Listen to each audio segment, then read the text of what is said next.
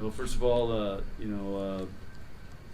again, we had to change our lineup again. We switched setters, who went what rotations with what hitters. We flipped hitters. And so anyway, all kinds of changes. And I thought we came out playing great, but then you saw what happens when you don't practice.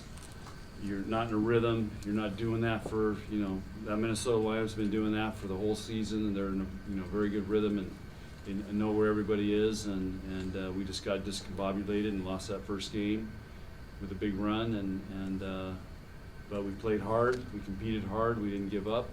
And so our players deserve some credit for that. Minnesota deserves credit for winning that match. They played really well tonight, and it's just been a tough week for our players.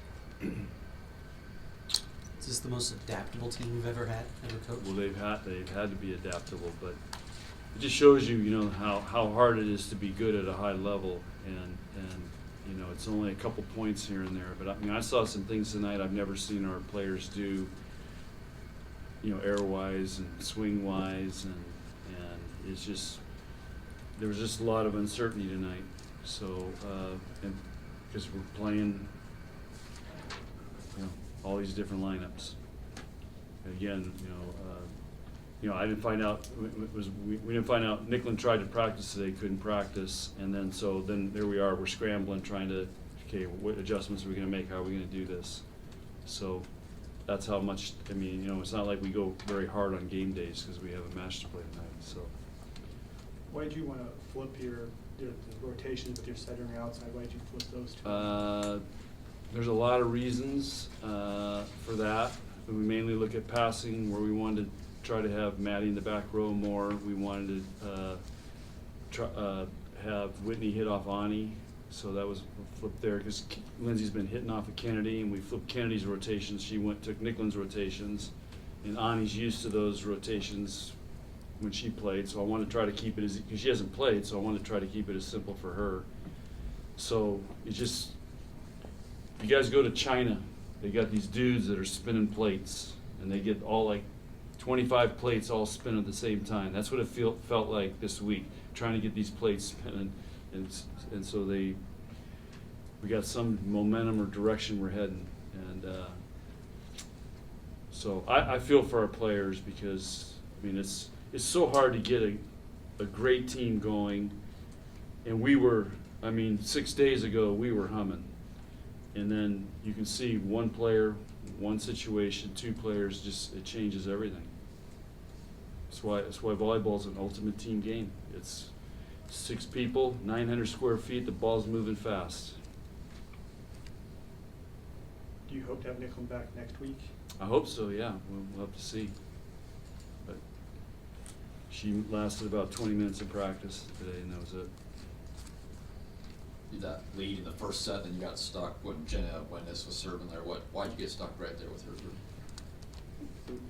Minnesota made some great plays, and we just we couldn't find a kill. We started pressing, and I think Kenny was setting those rotations, and we missed some passes, and then we pressed more. It's just, I can't remember the last time somebody made a run like that on us. But again, that's just not.